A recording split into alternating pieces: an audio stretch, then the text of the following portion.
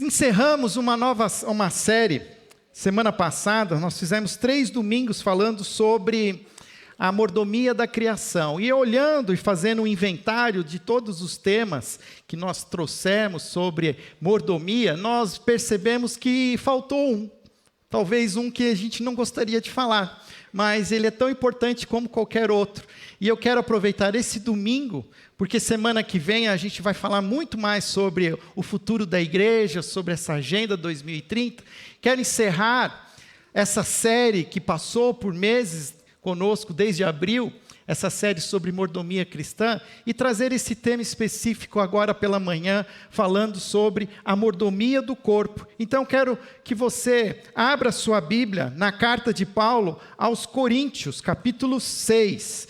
Nós vamos ler juntos do versículo 12 até o versículo 20.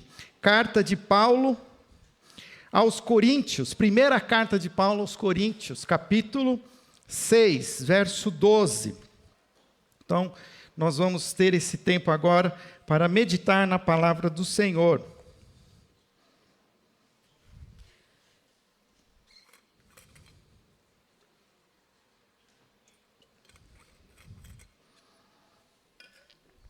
Primeira Coríntios, capítulo 6, verso 12, diz assim: tudo me é permitido, mas nem tudo convém. Tudo me é permitido, mas eu não deixarei que nada me domine. Os alimentos foram feitos para o estômago, e o estômago para os alimentos. Mas Deus destruirá ambos. O corpo, porém, não é para a imoralidade, mas para o Senhor, e o Senhor para o corpo. Por seu poder, Deus ressuscitou o Senhor e também nos ressuscitará. Vocês não sabem que seus corpos são membros de Cristo? Tomarei eu os membros de Cristo e os unirei a uma prostituta? De maneira nenhuma. Vocês não sabem que aquele que se une a uma prostituta é um corpo com ela? Pois como está escrito, os dois serão uma só carne. Mas aquele que se une ao Senhor é um espírito com ele. Fujam da imoralidade sexual. Todos os outros pecados que alguém comete fora do corpo, os comete. Mas quem peca sexualmente, peca contra o seu próprio corpo. Acaso não sabem que o corpo de vocês é o santuário do Espírito Santo, que habita em vocês, que lhes foi dado por Deus e que vocês não são de si mesmos? Vocês foram comprados por alto preço, portanto, glorifiquem a Deus com o seu próprio corpo. Vamos orar. Senhor, abençoa-nos também nesse tempo agora de entendimento da Tua Palavra. Ajuda-nos a entender aonde temos, Senhor, que mudar, aonde podemos fazer diferente. Que Teu Espírito ilumine os nossos corações e as nossas mentes nesta manhã. Em nome de Jesus. Amém. Como eu disse, essa é uma última mensagem dessa série que fizemos sobre mordomia cristã. E ao longo da caminhada nós aprendemos que Deus nos confiou o tempo, nos confiou talentos, nos confiou recursos financeiros, nos confiou os relacionamentos e a própria criação. E hoje nós chegamos a essa mordomia mais próxima de nós mesmos, que é o nosso próprio corpo. Se até agora nós estamos trabalhando muitas vezes na relação com aquilo que está ao nosso redor, agora nós precisamos também entender que existe uma mordomia que precisa ser aplicada às nossas próprias vidas, ao nosso próprio corpo. E a gente vive um tempo muito confuso acerca do corpo. De um lado, uma cultura que idolatra o corpo, gastamos bilhões com imagem, academias, cirurgias plásticas, cremes milagrosos. Do outro lado, existe uma ansiedade com a própria imagem, especialmente entre os jovens.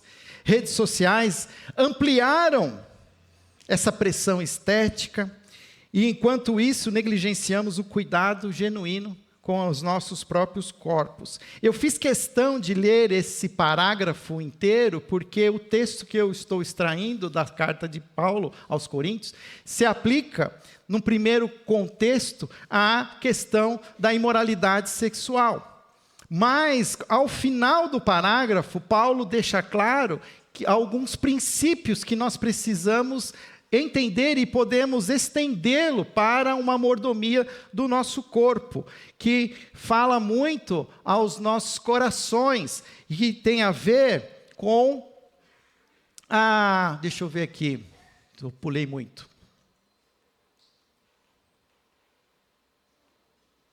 Não está aqui, achei que estava. Mas fala muito no final, a partir do versículo 18, para que a gente fuja da imoralidade sexual. No versículo 19 ele fala: acaso não sabem que o corpo de vocês é santuário do Espírito Santo? E também que esse corpo foi nos dado por Deus, e que ele é um corpo que precisa glorificar a Deus. Então, a partir desse final desse texto, eu quero aqui apresentar essas 3 grandes verdades, para que a gente compreenda a mordomia do corpo, sendo que essa primeira verdade, ela vai falar que o nosso corpo não pertence a nós mesmos, ela pertence ao próprio Deus. O texto deixa claro isso ali, quando a gente lê: acaso não sabem que o corpo de vocês, é santuário do Espírito Santo, que habita em vocês, que foi dado por Deus, e que vocês não são de si mesmos? Ou seja, a base de toda a mordomia e toda a compreensão tem a ver com a propriedade. Você já deve ter visto alguém falar: meu corpo, minhas regras. Isso tem sido falado cada vez mais, principalmente pelas novas gerações. Mas o que a palavra de Deus está nos ensinando é que nós não somos donos de si mesmos. É como se esse corpo que nós habitamos é uma casa alugada. Não sei quantos de vocês têm a experiência de alugar um imóvel, mas você usufrui daquele imóvel, você usa todo o potencial que aquele imóvel tem, mas você não pode fazer deliberadamente tudo que você quiser ali. Provavelmente você no imóvel, você não pichou aquele imóvel, você não quebrou as janelas, você não modificou ele de alguma maneira, porque você não é o dono daquele imóvel, mas você está ali usufruindo a partir de um contrato, né, entre um locador e o locatário. Guardadas as devidas proporções, nós precisamos entender que o corpo foi criado por Deus. E desde o Gênesis, Deus forma o ser humano do pó da terra e declara: e viu Deus que tudo que havia feito era bom. E o corpo, então, ele é algo projetado por Deus, sonhado por Deus. E tudo aquilo que a gente cada dia conhece através do avanço da ciência são sinais do cuidado do Senhor por nós, da maneira como o próprio salmista diz lá, da maneira assim como misteriosa que nós fomos criados. E isso faz com que a gente entenda que há um cuidado de Deus em nos dar um corpo perfeito, um corpo que precisa ser honrado e de propriedade de Deus. E quando a gente fala de redenção, quando Jesus ressuscita, a gente precisa sempre enfatizar isso. Ele não abandonou o corpo que Cristo tinha desde a sua primeira infância. Esse corpo é glorificado, ressuscitado, e a Escritura é clara em dizer que Jesus ascende aos céus como corpo físico.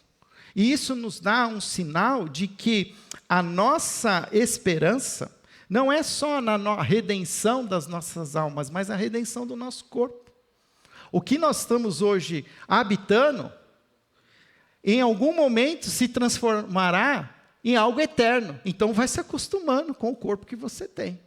Claro que nós temos a esperança que Deus pode até fazer alguma coisa diferente, dar uma ajeitada em algumas coisas, mas o fato, meus amigos, é que nós não vamos ser aquelas almas voando com asinhas e arpinha em um monte de nuvens de algodão. Essa imagem teológica de desenho infantil, ela não existe. Se você ler a revelação final, no último livro da Bíblia, é claro em dizer que haverá novos céus e nova terra. Haverá uma nova cidade, a nova Jerusalém. onde habitaremos, então, a toda ali uma questão física, material. Então, o corpo, ele é importante.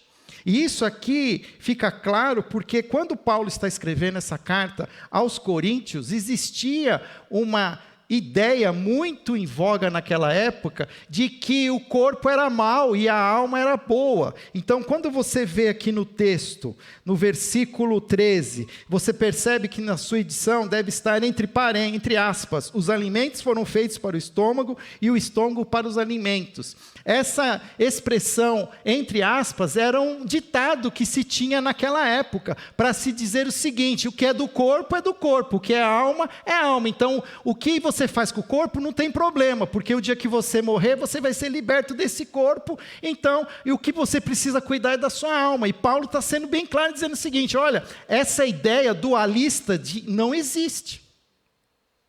E a cada dia mais, eu tenho entendido mais essa integralidade nossa como seres humanos.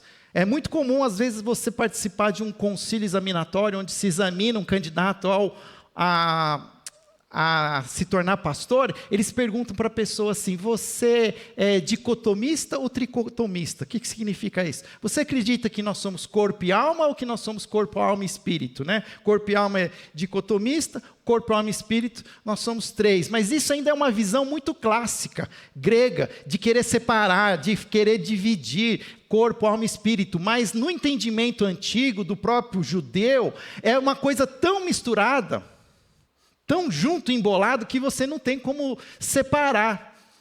Nós não separamos. Então, o que nós somos em essência, nós somos seres materiais, somos seres espirituais, somos seres físicos, emocionais, mas somos todos integrados. Não temos como dizer assim: deixa que depois, quando eu morrer, eu vou ressuscitar com um novo corpo. Você esqueceu que quando Jesus ressuscitou, ele ressuscitou com as marcas da ressurreição? Que talvez aquilo que a gente hoje tem de cicatrizes permanecerão na eternidade?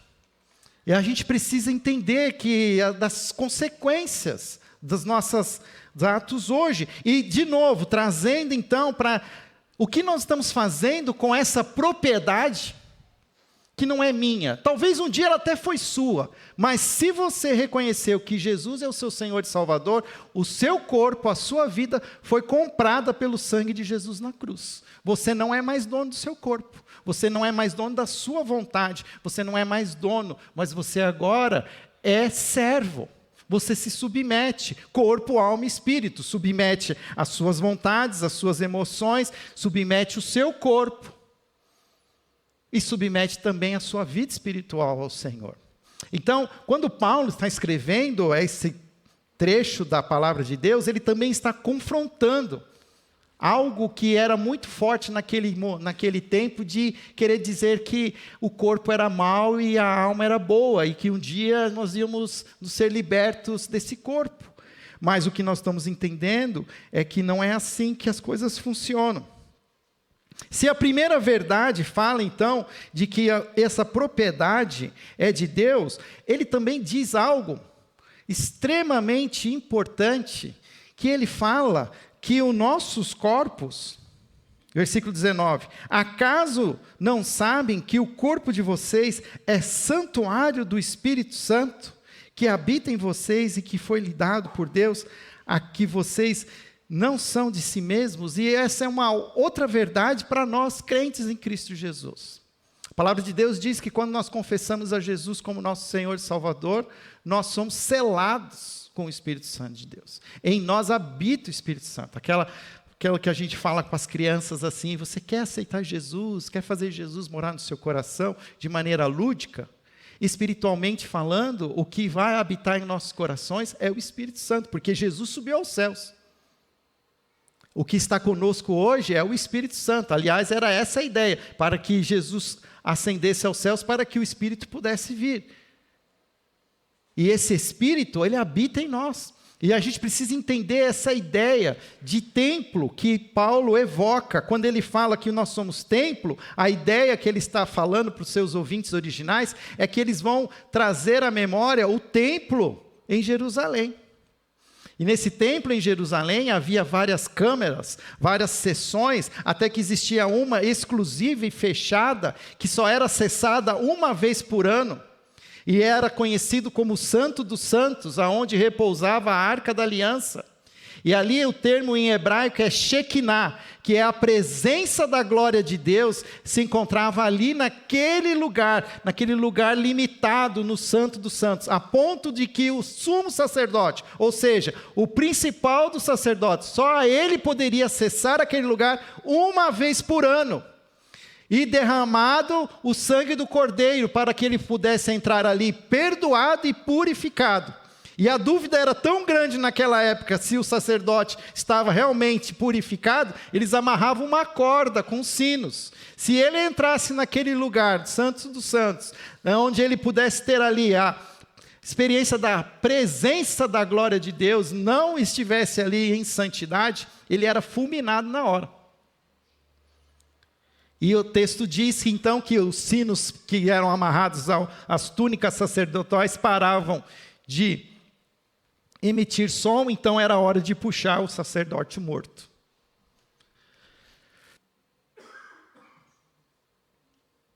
Falar que essa mesma Shekinah habita o seu coração agora. Todo aquele que confessa Jesus como seu Senhor e Salvador, nele habita a Shekinah do Senhor, a glória do Senhor. E a gente negligencia isso. Negligencia que esse Deus glorioso, Ele está em nós e transforma os nossos corpos em templo. E qual é o respeito, o temor, a reverência que nós temos tido com o nosso corpo diante dessa realidade? Lembra que nós estamos falando aqui da realidade, do contexto em que fala muito fortemente da questão da imoralidade sexual. Que a imoralidade sexual é uma transgressão onde você dedica o seu templo aos seus desejos sexuais em detrimento da vontade de Deus para a sua vida. Por isso que ele é bem claro, e Paulo é muito didático, fala assim, você vai unir o Santo dos Santos, o seu templo, com uma prostituta. Aqui, a prostituta, na verdade, é a imagem de alguém que vive em imoralidade sexual. E que nós precisamos entender o que Deus deseja de nós. Que nós sejamos esse templo santificado. Santo, o que significa santificado? Santo, separado. Então, nós precisamos aprender. E olha que interessante, que nós muitas vezes esquecemos dessa realidade do Velho Testamento. E havia normas rígidas, limpeza ritual, ordem, simetria, separação, sacrifícios eram oferecidos com cuidado e reverência.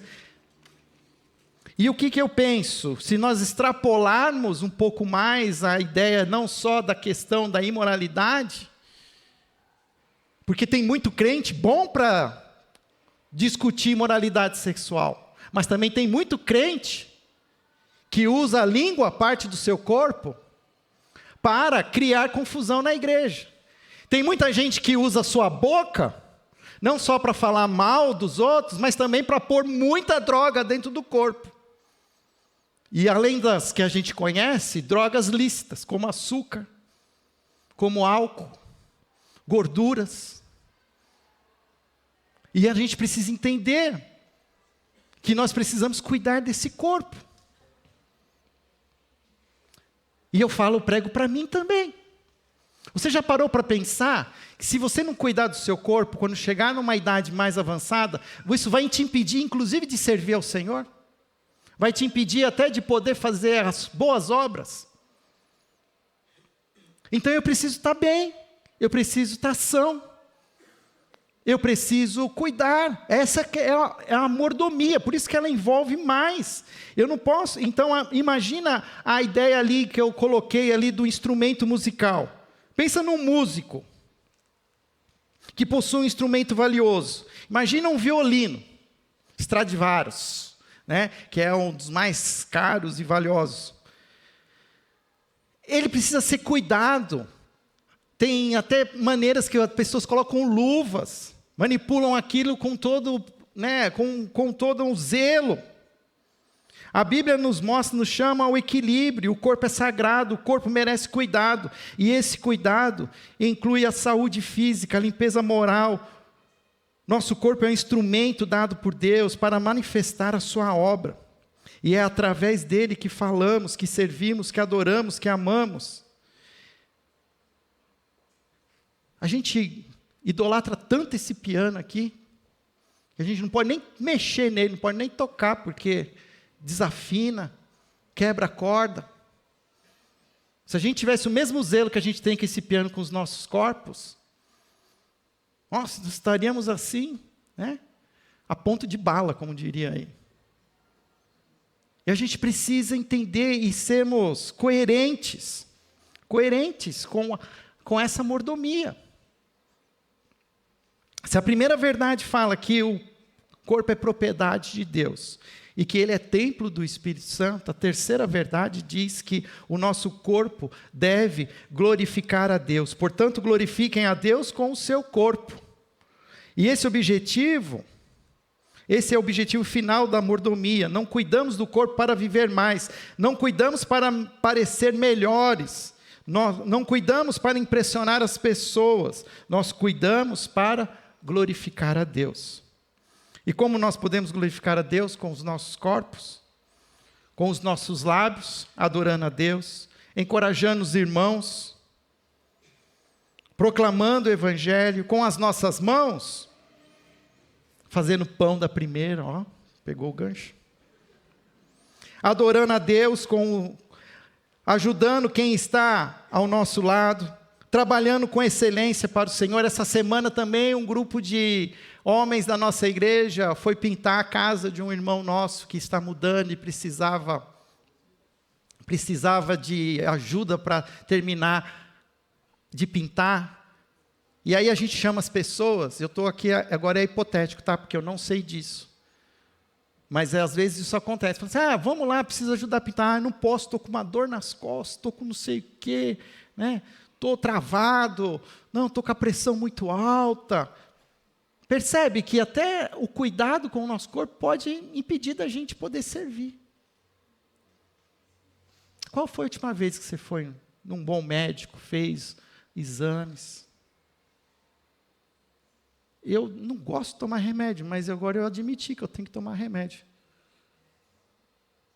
Tomo remédio para pressão, tomo remédio para colesterol. Só não tomo remédio da memória porque eu esqueço de tomar esse remédio. Mas a gente precisa se propor a se submeter a tratamentos para que a gente possa ter uma vida saudável, que glorifique ao Senhor. Paulo afirma algo extraordinário que nós precisamos entender, e essa mordomia na prática, ela vai envolver a gente cuidar do nosso corpo, cuidar com descanso. Às vezes eu recebo um WhatsApp assim, às 1h55 da manhã, eu fico pensando, essa pessoa não tem sono?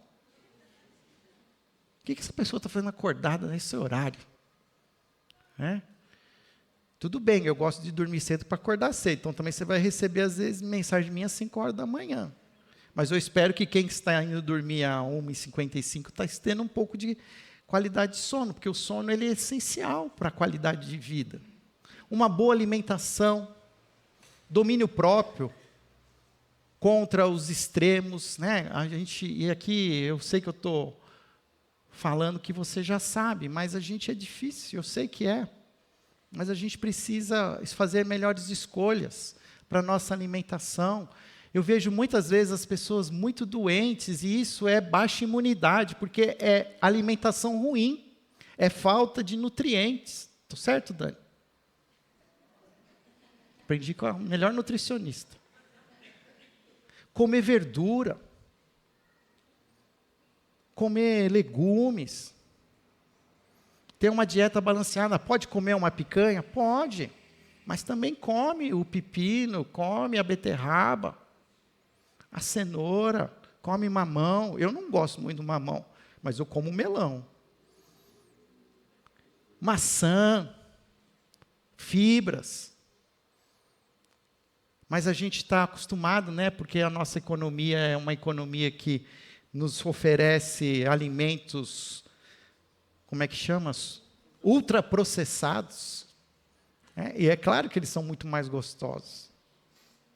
Mas eles vão trazer a conta no final.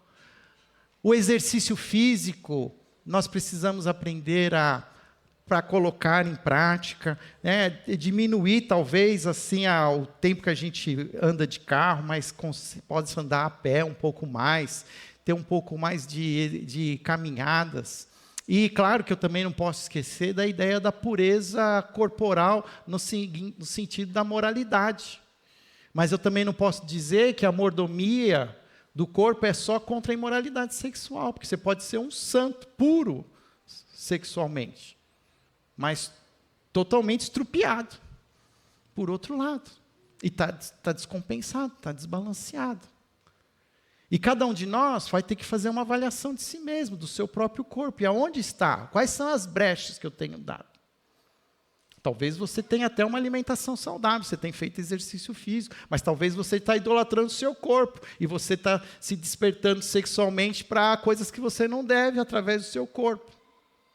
Então, tudo tem um equilíbrio que nós vamos ter que aprender a lidar e a entender.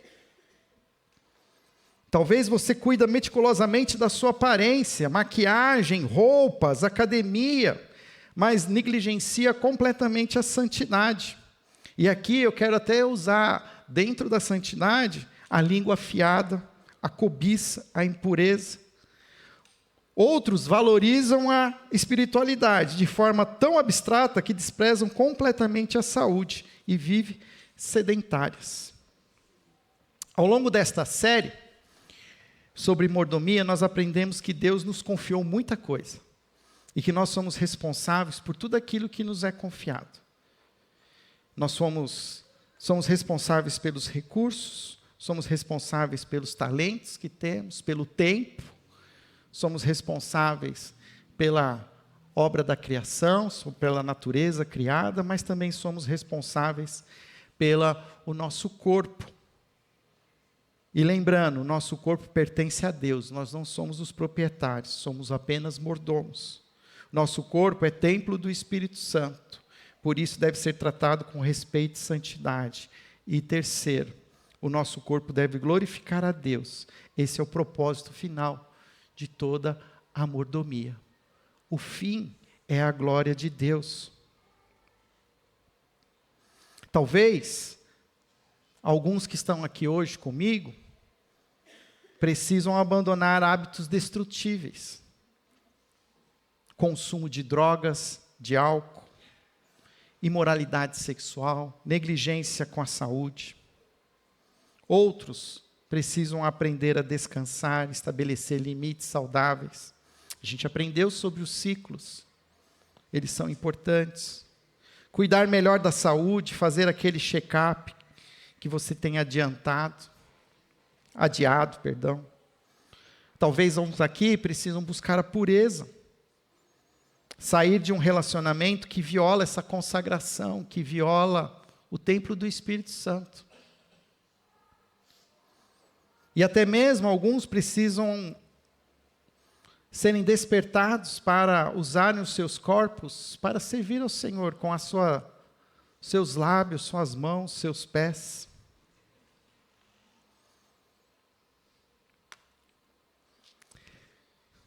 Todo o nosso corpo, ele foi criado por Deus para adorar a Deus.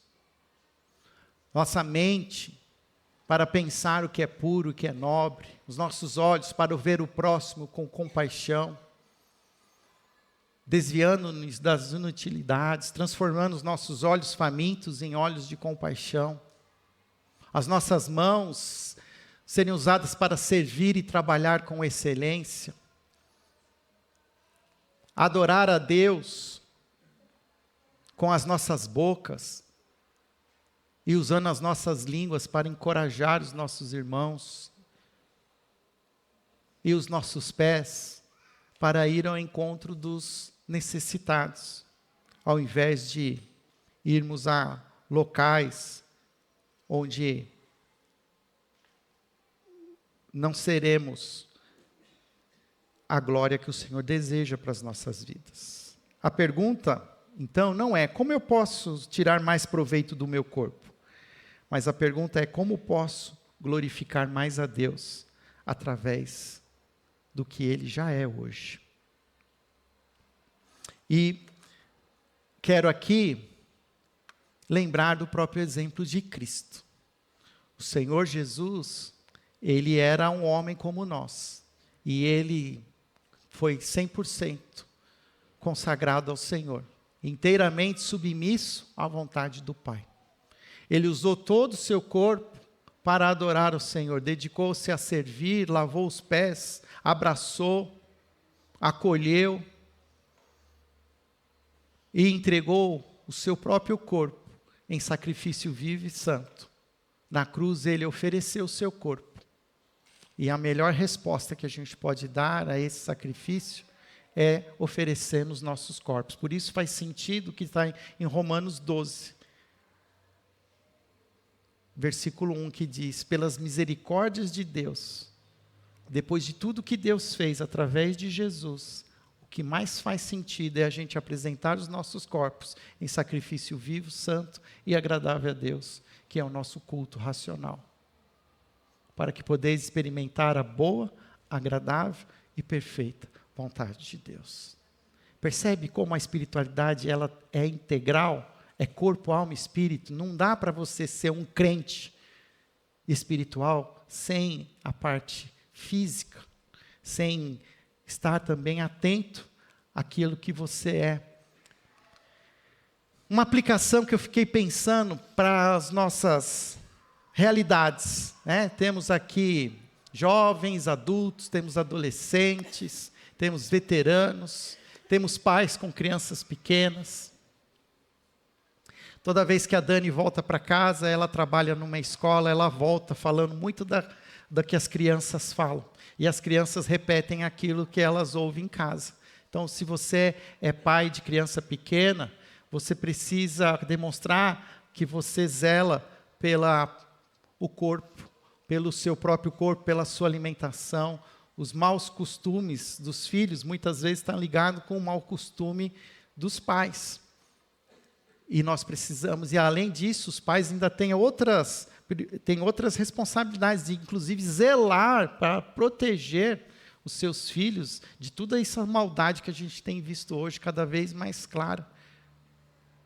E a igreja precisa participar disso, ajudando também os pais a zelar na integridade física dos seus filhos, protegendo-os até dos perigos virtuais, como cada dia mais tem sido debatido pela sociedade civil.